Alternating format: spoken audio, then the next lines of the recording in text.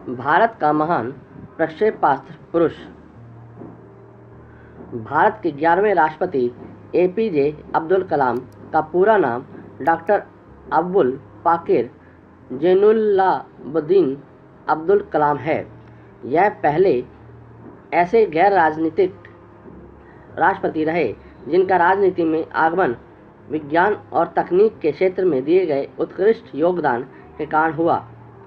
APJ Abdul Kalam का जन्म 15 अक्टूबर 1931 को रामेश्वरम, तमिलनाडु में हुआ था। इनके पिता जैनुलाब्दीन एक कम पढ़े लिखे और गरीब नाविक थे।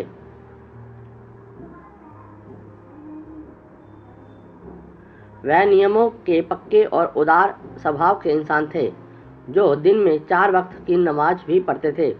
अब्दुल कलाम के पिता अपनी नाव मछुआरों को देकर घर का गुजारा चलाते थे।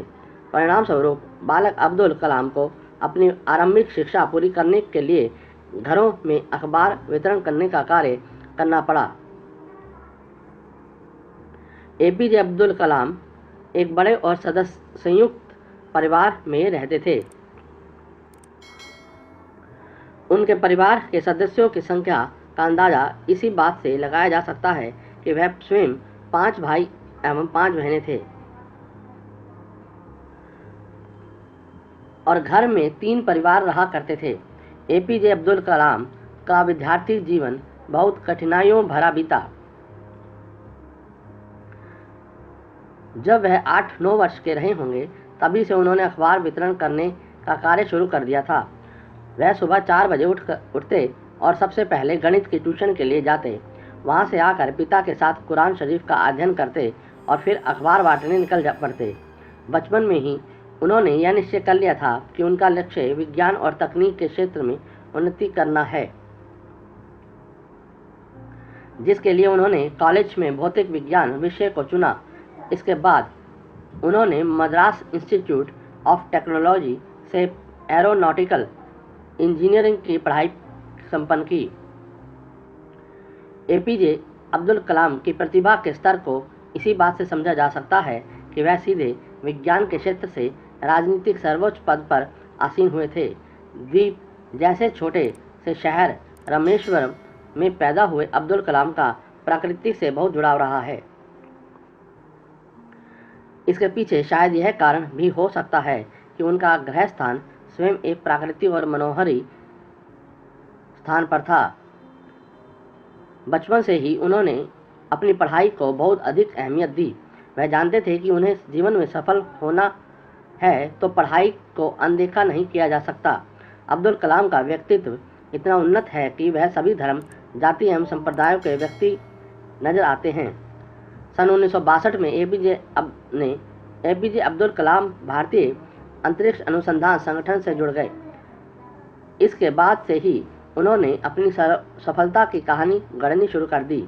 डॉक्टर अब्दुल कलाम को प्रोजेक्ट डायरेक्टर के रूप में भारत का पहला स्वदेशी उपग्रह SLV तृतीय प्रक्षेपास्त्र बनाने का श्रेय हासिल है।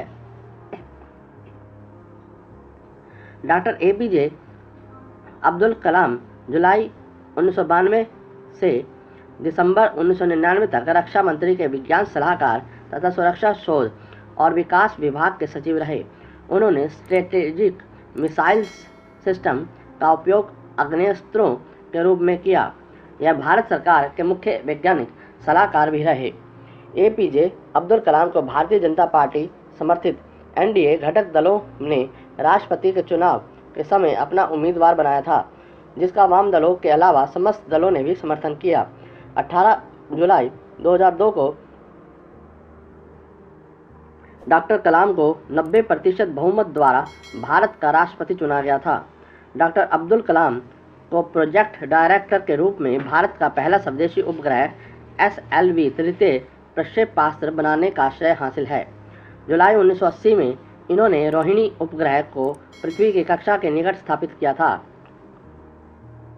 एपीजे अब्दुल कलाम ने पोखरण में दूसरी बार न्यूक्लियर विस्फोट भी परमाणु ऊर्जा के साथ मिलाकर किया। इस तरह भारत ने परमाणु हथियार के निर्माण की क्षमता प्राप्त करने में सफलता अर्जित की। इसके अलावा डॉक्टर कलाम ने भारत के विकास स्तर को 2020 तक विज्ञान के क्षेत्र में अत्याधुनिक करने के लिए एक विशेष सोच की भी प्रदान की। एपीजे अब्दुल कलाम को विज्ञान के क्षेत्र में अपने उत्कृष्ट योगदान के लिए भारत के नागरिक सम्मान के रूप में 1981 में पद्म भूषण, 1990 में पद्म विभूषण, 1997 में भारत रत्न प्रदान किए गए। एपीजे अब्दुल कलाम एक सामान्य परिवार से संबंधित असामान्य शख्सियत के रूप में जाने जाते हैं, जिन्होंने एरोनॉटिकल क्षेत्र में भारत को एक नई ऊंचाई पर पहुंचाया है।